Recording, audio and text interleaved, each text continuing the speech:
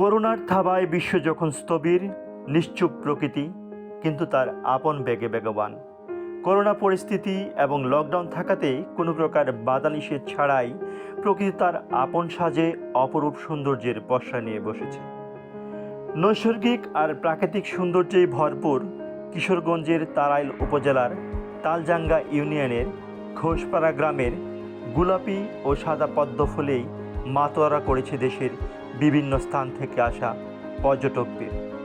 পরিশ্রান্ত জীবনের ক্লান্তি দূর করতে দূর দূরান্ত থেকে মানুষ পদ্ম ফুলের পাতা দোলানো উৎসব দেখতে ছুটে আসে কিশোরগঞ্জের তাড়াইল উপজেলার ঘোষপাড়া গ্রামে।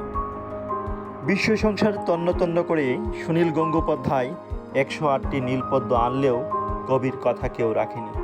হয়তো হাওর বাওর নদীর দেশ কিশোরগঞ্জের তাড়াইলের এই পদ্মবিলের পদ্ম নিলে কোনো অভিমানী হয়তো কবির কথা রাখত।